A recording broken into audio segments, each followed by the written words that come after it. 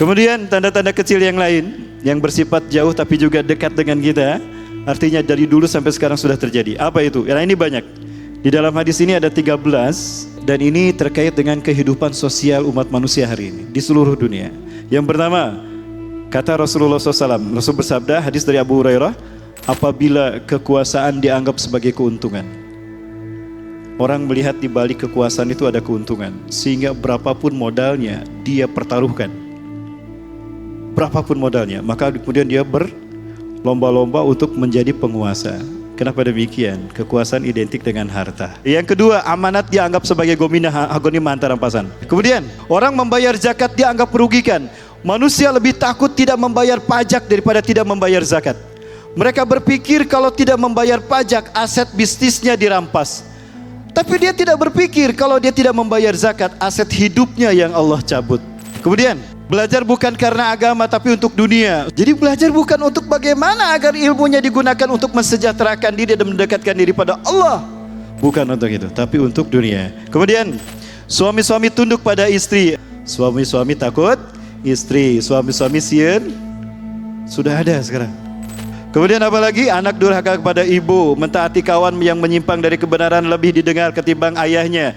Sehingga ayahnya yang selalu memberikan nasihat, nyuruh dia dekat, nyuruh dia ngaji, itu banyak dibenci oleh anak-anaknya. Orang fasik menjadi pemimpin satu bangsa. Kenapa dikatakan orang fasik? Banyak berjanji tapi ingkar, banyak berkata tapi dusta, dan dia diamanahi tapi khianat. Apalagi kemudian pemimpin diangkat dari golongan yang rendah akhlaknya, tidak punya adab, tidak punya etika.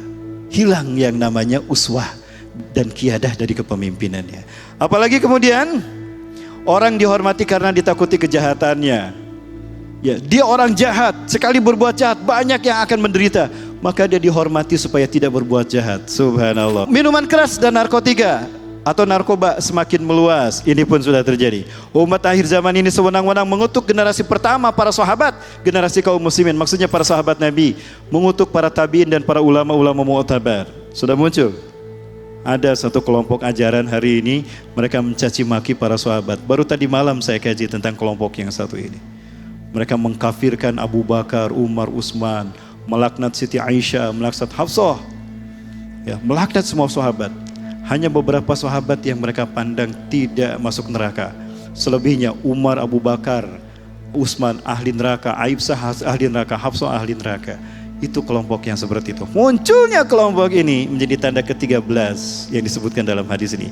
Maka jika 13 tanda tadi terjadi, apa kata Rasulullah SAW? Maka hendaklah mereka waspada, karena pada saat itu akan terjadi hawa panas, gempa, longsor, dan kemusnahan. Kemudian diikuti oleh tanda-tanda kiamat yang lain, seperti untayan permata, seperti tasbih. Ketika putus, begitu butir yang pertama jatuh, yang lain jatuh mengiringan. Tanda yang lain, dan ini tanda dekat kepada kita, tapi termasuk tanda kecil terjadinya hari kiamat, adalah kembalinya tanah Arab hijau berpadang rumput dan tumbuh dan muncul sungai-sungai di sana. Sudah melihat padang rumput di tanah Arab? Ya, kita bicara sama tour guide kita, tour leader kita, tolong kita dari Madinah ke Jeddah dulu. Atau nanti ketika dari Madinah ke Jeddah, tolong ingatkan saya. Siap. Apa yang terjadi? Sepanjang perjalanan saya dari Jeddah ke Madinah, itu parambolo di kanan kiri kita, hijau seperti yang dilihat oleh parambolo seperti ini. Ini di tanah Arab, yang dulu tandus kering. Dan akan muncul banyak sungai, kata Rasulullah SAW. Tidak akan terjadi hari kiamat sebelum harta kekayaan telah tertumpuk dan melimpah ruah, sehingga seorang laki-laki pergi kemana-mana sambil membawa harta zakatnya. Terjadi di tanah Arab. Orang kaya raya, pengusaha minyak, pengusaha kurma, mereka mencari yang menerima zakat di kampungnya, tidak ada, karena kaya semua. Akhirnya ke negara-negara berkembang, ke negara-negara miskin, termasuk di dalamnya Indonesia. Ya.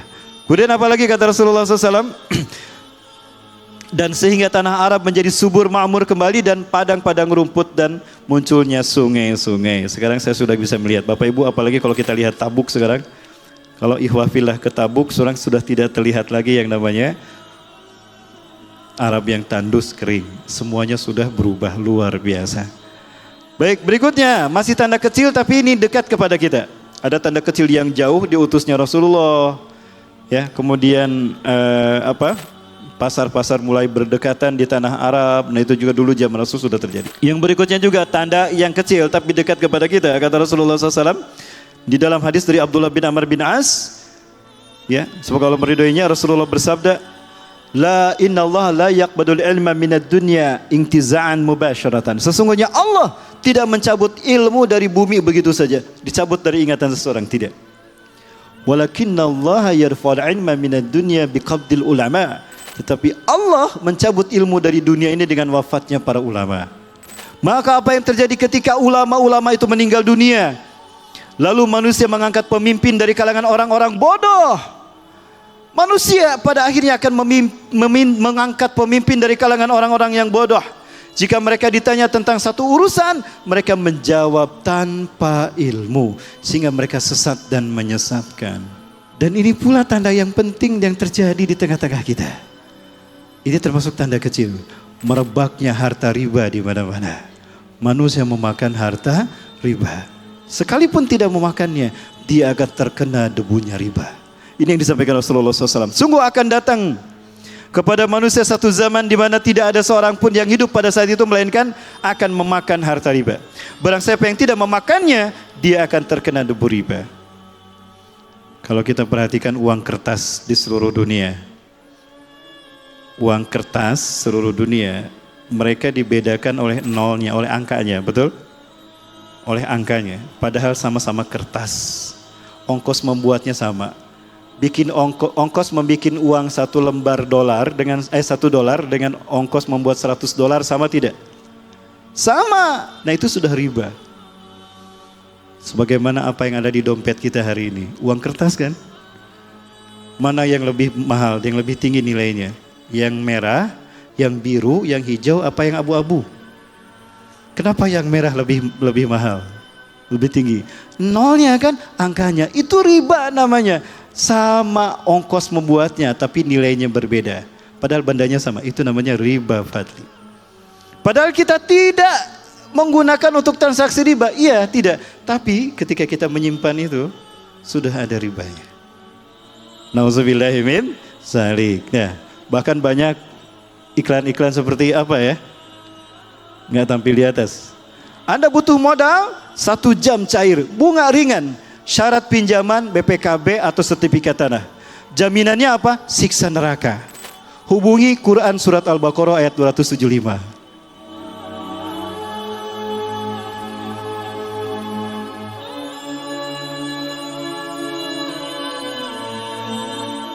Di antara tanda-tanda kecil, ada yang menjadi tanda kecil yang dekat, namun menjadi penghubung antara tanda kecil dengan tanda besar. Dan tanda kecil kalau saya hitung ada 100 lebih, hampir 200 buah tanda. Dan hampir semuanya sudah terjadi. Mungkin hanya 7 atau 8% yang belum terjadi. Nah, ada tanda kecil yang menjadi penghubung dengan tanda besar. Dan kalau ini muncul, berarti dekatnya kita kepada 10 tanda besar terjadi hari kiamat. Apa tanda kecil tadi? Diutusnya Imam Mahdi. Diutusnya Imam Mahdi. Siapa Imam Mahdi? Pemimpin umat Islam yang akan memimpin dunia. Dia akan memimpin dunia. Dan akan membuat dunia aman sejahtera. Dan akan mempersatukan umat Islam di dalam satu qiyadah dan kepemimpinannya, dan akan membuat Islam bersih dari paham-paham sesat. Rasulullah bersabda, "Laulam yabqa minad dunya illa yaumun." Andai tidak tersisa dari dunia ini kecuali hanya 1 hari saja. Andai ini hari terakhir, besok kiamat. La tawallallahu dzalikal yaum. Sungguh Allah akan memanjangkan hari itu. Hatta yubasa fihi rajulun min ahli baiti. Sehingga Allah mengutus seorang laki-laki dari keturunanku. Berarti dari keturunan Al-Hasan, cucu Rasulullah SAW. Ya. Yuwatiu ismu ismi, serupa namanya dengan namaku. Berarti siapa namanya? Muhammad. Wa ismu abihi ismu abi. Nama ayahnya sama dengan nama ayahku. Berarti siapa nama ayahnya? Berarti nama lengkapnya siapa?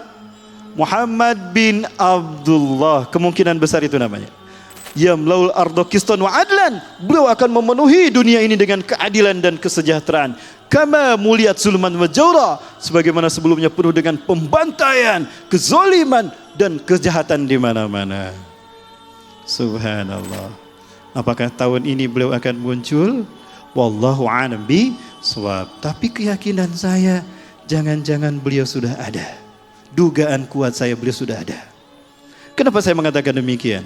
Ciri-ciri yang dekat beliau akan muncul. Satu, idza mata malikul Hijaz. Apabila Raja Hijaz meninggal dunia.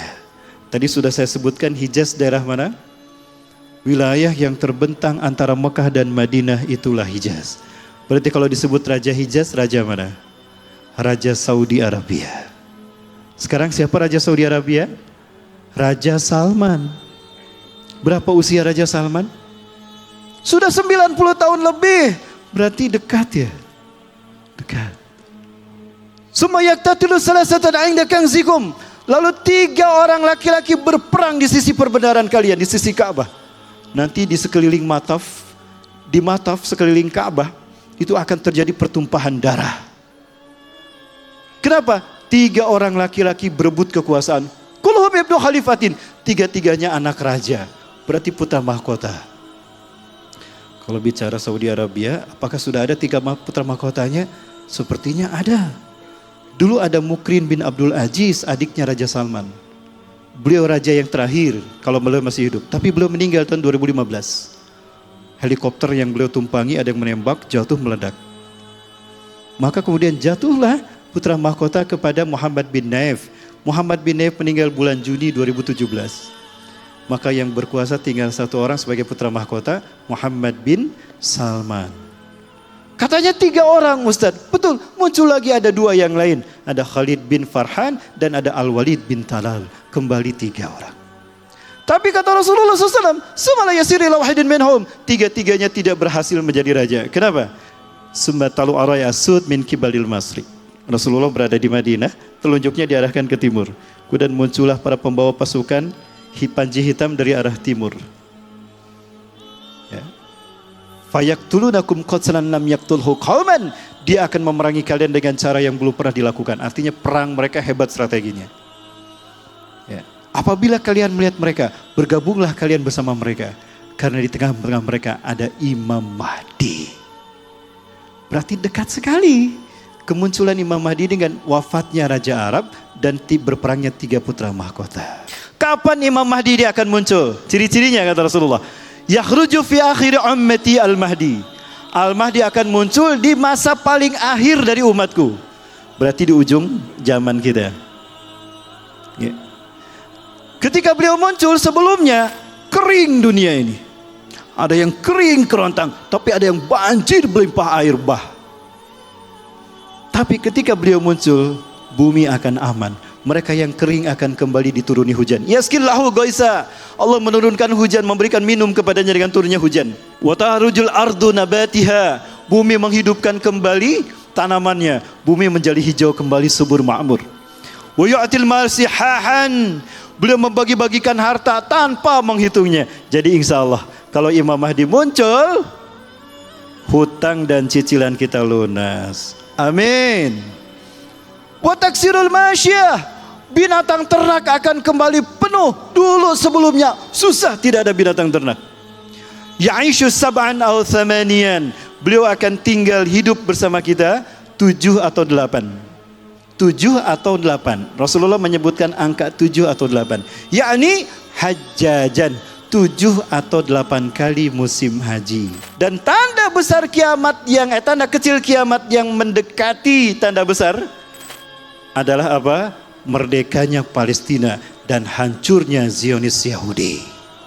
Rasulullah menepuk pundak Ibnu Hawalah Al-Azdi. Ya Ibnu Hawalah, intara rayatan sud qamat fi Baitil Maqdis aw fi aknafiha fasa'atu aqrabi ilaik min yadayya ila ra'sika. Hai Ibnu Hawalah, jika kamu melihat para panji hitam berkibar, bendera hitam dan bendera putih yang bertuliskan la ilaha illallah Muhammad Rasulullah di Palestina, di Masjidil Aqsa atau di sekelilingnya, maka kiamat lebih dekat kepada kalian, kepada engkau ketimbang tanganku di pundakmu dengan kepalamu. Jadi kalau Palestina merdeka, Israel hancur, bukan Israel ya, Israel hancur, maka kiamat akan datang. Jamaah, jadi gimana? Mau pilih Palestina menang, merdeka, Israel hancur, kiamat datang? Atau Palestina berdarah-darah dan kiamat masih jauh? Kedua-duanya Palestina, kiamat dekat. Oh, berarti banyak yang sudah pasrah untuk mendatangkan kiamat. Alhamdulillah. Maka berikutnya tanda yang terakhir, 10 tanda besar terjadinya hari kiamat.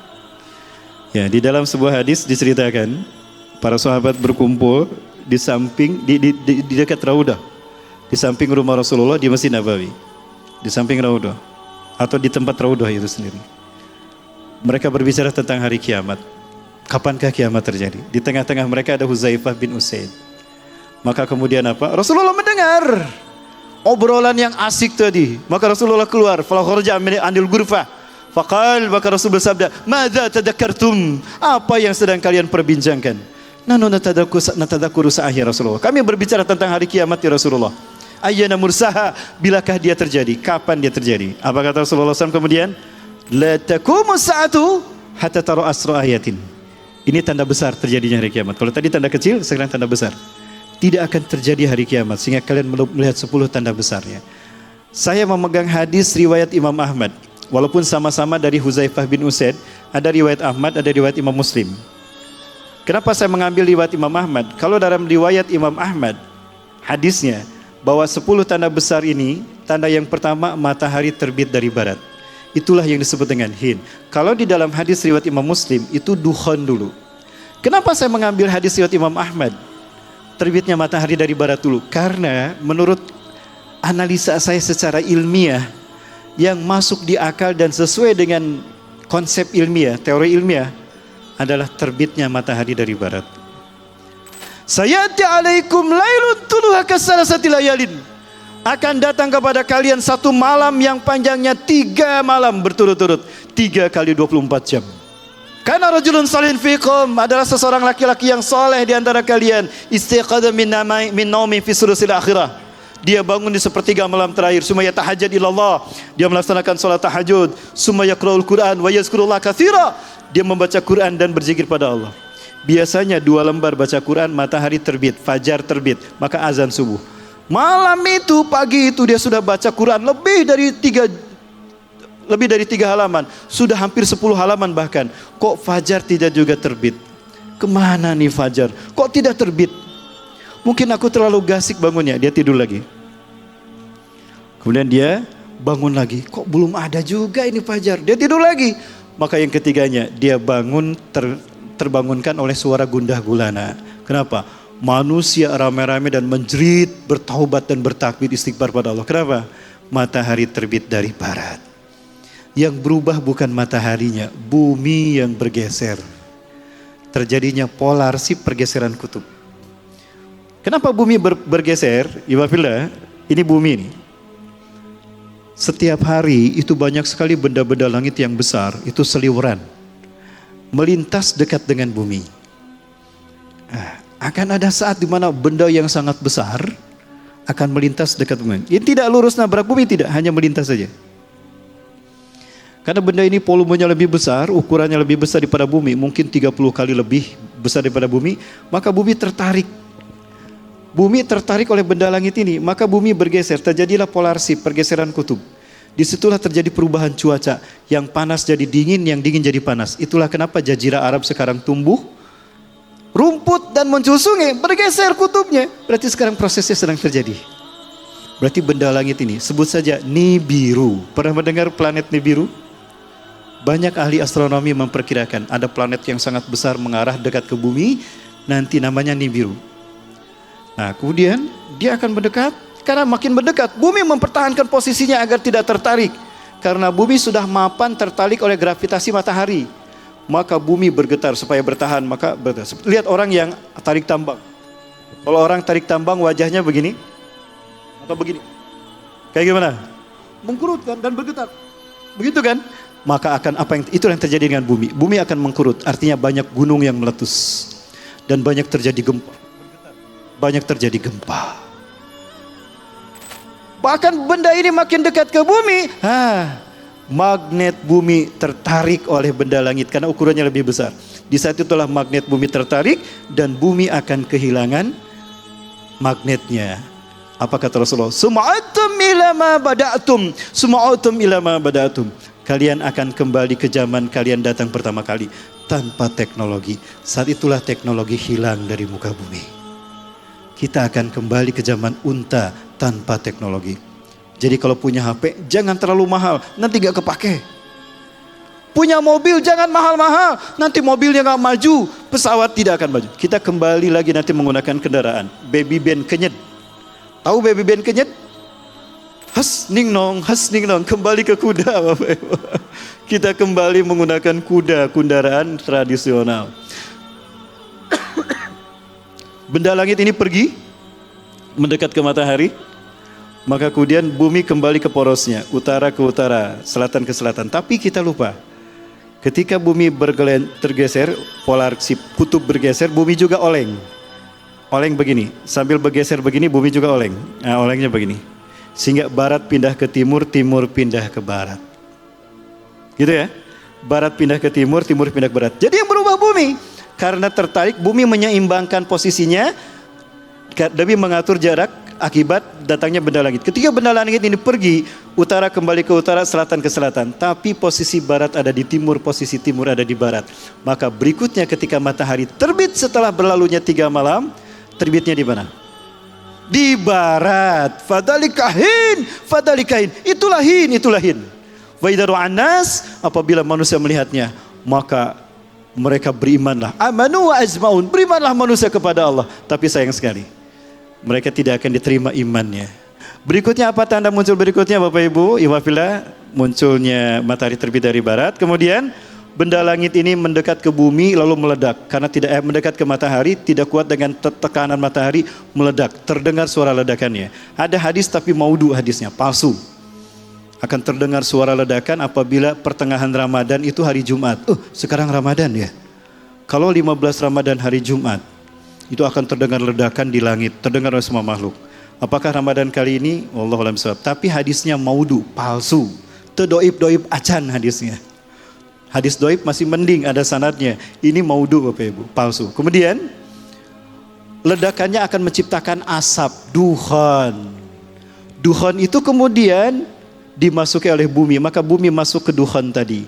Maka pada saat itulah bumi selama 40 hari 40 malam akan berada dalam dukhon, kabut asap. Ya, kemudian tanda yang ketiga apa? Munculnya binatang melata yang bisa berbicara kepada manusia. 2017 di akhir Agustus muncul binatang melata dan dia persis seperti sabda Rasulullah. Badannya besar, penuh dengan bulu sehingga tidak bisa dibedakan mana mulut mana belakang. Yang bergerak menghadap itulah binatang, itu mukanya, wajahnya. Nah, binatang ini sudah muncul di mana? Ada yang muncul binatang seperti ini di mana? Di Filipina akhir Agustus 2017. Tapi menurut saya bukan itu. Kenapa? Karena warnanya putih. Rasulullah menyebutkan warnanya hitam. Kemudian yang keempat apa? Munculnya Dajjal. Yang kelima turunnya Nabi Isa. Yang keenam perang melawan munculnya Yajuj Majuj. Yang ketujuh bumi bagian barat tenggelam. Yang kedelapan bumi bagian timur tenggelam. Dan yang kesembilan bertenggelamnya Jazirah Arab. Dan yang terakhir api akan muncul dari lembah Aden Yaman. Menggiring manusia dari timur hingga ke barat. Setelah itu kiamatlah terjadi. Kiamat datang, itu tanda-tandanya. Kenapa Allah sebutkan? Supaya kita tadi mengambil pelajaran, meyakini tentang yang gaib, tentang Allah itu sendiri. Supaya kita termotivasi untuk beribadah dan makin taat kepada Allah, menjauhi maksiat. Supaya kita lebih getol lagi ibadah kepada Allah, makin taat kepada Allah dan mempersiapkan bekal. Tujuannya itu. Nah, kemudian tanda-tanda ini tidak semuanya buruk. Dan ketika Rasulullah berbicara tentang tanda-tanda kiamat ini bukan berarti dia buruk. Ada juga tanda kiamat dan dia baik untuk manusia. Tapi ketika dia terjadi itu akan dekatnya hari kiamat. Jadi baik dan buruk tidak akan mempercepat atau mengundurkan kiamat. Tidak iwafillah. Kiamat sudah terjadi kapan waktunya. Ya. La yastati'an tidak akan bisa dipajukan. La tuqaddimu sa'atan atau tu'akhiru sa'atan. Tidak bisa dipajukan walau sesaat, tidak pula dibundurkan walaupun sesaat, tidak bisa tetap. Jadi andaikan tidak ada yang berdusta, semuanya jujur, dan itu memang akan terjadi kan? Akan terjadi nanti, Kang Huda. Jadi pendusta nanti dia akan dihinakan Allah. Manusia akan menghinakannya sendiri. Para pengkhianat akan dihukum sesuai dengan pengkhianatannya. Orang jujur akan diangkat, manusia akan kembali tentram. Itu di zaman ketika Imam Mahdi memimpin. Tidak ada lagi fitnah, kata Rasulullah. La yuftanuna abadan. Manusia akan adil, makmur, sejahtera. Tidak ada rasa takut. Bahkan, kata Rasulullah SAW, Taral shibyan tata'amal bil hayah. Engkau akan menyaksikan anak kecil akan bermain dengan anakonda. Anak kecil akan kukudaan dengan ular anakonda. Kenapa? Dicabut sifat buasnya. Seekor kancil, rusa akan bermain-main dengan singa. Karena sifat buasnya sudah diangkat, sudah dicabut. Padahal itu sudah terjadi. Sudah terjadi itu. Dan itu akan berlangsung selama Imam Mahdi memimpin. Berapa lama Imam Mahdi memimpin? Bukan 40 tahun kan? Itu usianya ketika beliau diangkat di baiat itu 40 tahun. Yang saya tahu itu hadisnya. Jadi usianya bukan 40 tahun, bukan 40 tahun kekuasaannya, tidak. Rasulullah mengatakan yamlikul araba. Dia Imam Mahdi akan memimpin jazirah Arab. Sab'an atau thamanian, 7 atau 8. Dalam hadis yang lain tis'an, 9 tahun. 9 tahun akan memimpin. Maka di masa dia belum memimpin, dunia baik semuanya. Bahkan Dajjal sudah tidak ada. Dajjal sudah mati di zaman ketika belum memimpin. Ya'juj Ma'juj sudah tidak ada. Maka umat manusia akan hidup aman sejahtera. Tapi itu hanya sebentar saja. Maka kemudian dicabutlah dengan nyawa mereka dengan angin iliin.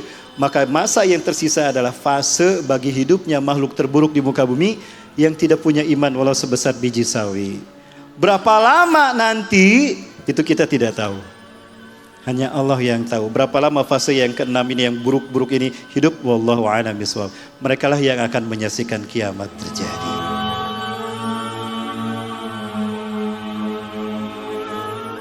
Danau Tiberias itu adalah sumber mata air bagi 4 negara. Dulu wilayah yang ada Danau Tiberiasnya di tengah-tengah itu disebut dengan wilayah Syam. Syam ini nama dari putra Nabi Nuh. Nabi Nuh punya 5 anak laki-laki. Abir meninggal sebelum terjadi banjir bah. Kan'an meninggal ketika terjadi banjir bah karena tidak beriman. Yang tersisa 3 yang beriman. Selesai banjir itu surut, terdamparlah perahu Nabi Nuh di bukit Judi, Turki Utara. 3 anaknya turun memulai lagi kehidupan. Yafis naik ke atas, melahirkan bangsa Eropa dan Balkan. Syam turun ke bawah, melahirkan bangsa Arab. Ham turun ke bawah, melahirkan Mesir dan Afrika. Cuma nggak disebutkan, berarti kita keturunan siapa? Sedih Bapak Ibu. Betul nggak? Kalau Eropa dan Balkan kelahiran Yafis, keturunan Yafis. Kalau Arab keturunan Syam. Kalau Afrika dan Mesir keturunan Ham. Lah kita keturunan siapa? Nanti kita bahas ya Bapak Ibu. Yang jelas kita bukan keturunan Pithecanthropus erectus, bukan.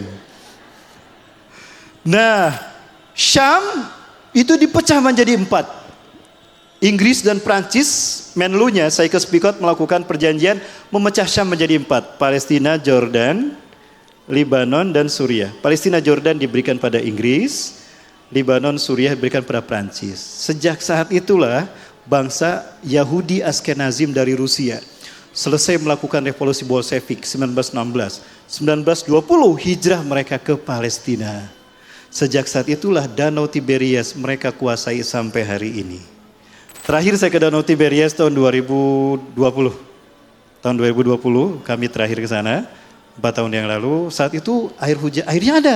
Kapal kami bisa beredar di sekeliling itu. Itu menghubungkan Suriah, Jordan, Irak, bahkan Libanon dan Palestina. Jordan dan Palestina. Nah, orang sana bilang sama kami, Ustadz beruntung. Anda beruntung Pak hadir tahun ini. Kenapa? Airnya banyak. 2 tahun yang lalu kapal kami tidak bisa berlayar. Kenapa? Airnya surut. Bahkan Israel hari ini sudah mendapatkan lumpur hitam. Nah, apa kata Rasulullah SAW? Dajjal akan datang.